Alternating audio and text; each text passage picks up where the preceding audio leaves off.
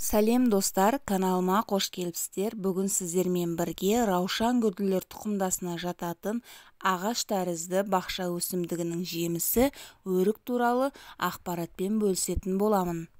Өрік дәмді ғана емес, сонымен қатар пайдалы жеміс болып табылады. Өрік жүрек қан тамырлары жүйесін күшейтеді. Калий, магний және темір өріктің барлық компоненттері оларға қан тамырларының тонусын жоғарылатуға, ауыр анемия кезінде дененің күйін жақсартуға және қандағы гемоглобин деңгейін жоғарылатуға мүмкіндік береді.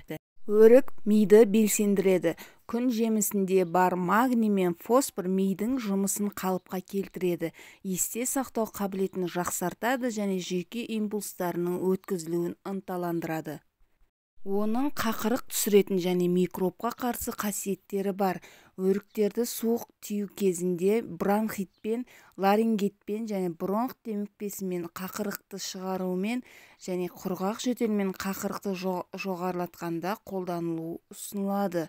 Ал инфекциямен жұқтырған кезде жемісті табиғи антибиотик ретінде қолданылуға болады және жалпы иммунитетті жоғарылатады.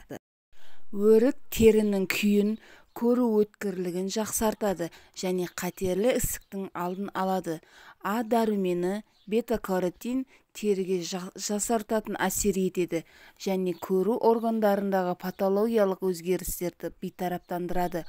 Көзді қоректік заттармен қамтамасыз етеді және жақсы көруді қолдау үшін оларға әмбебап әсер етеді.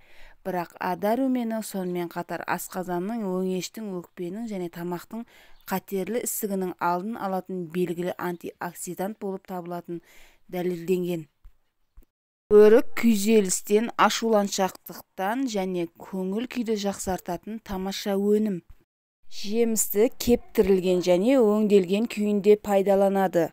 Өріктен тосап, шырын, мармелад жасайды, десерт ретінде қолданады.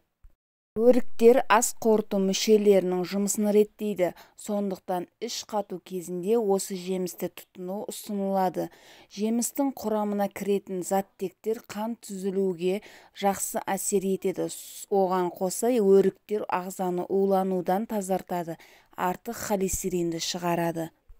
Құрамында қант көп болғандықтан қант диабетімен ауыратын адамдарға бұл жемісті тұтынуға болмайды. Жаңа піскен өріктер қышқылдығы жоғары гастритпен ауыратын адамдарға зиян болуы мүмкін. Сонымен қатар бауыр, панкреатит, асқазан жарасы және ұлтабар аурулары кезінде өрікті тұтынуды шектеген жөн.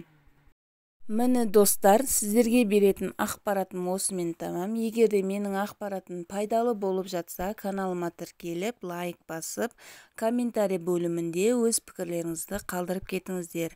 Видеоның соңына дейін менімен бірге болғандарыңыз үшін рахмет.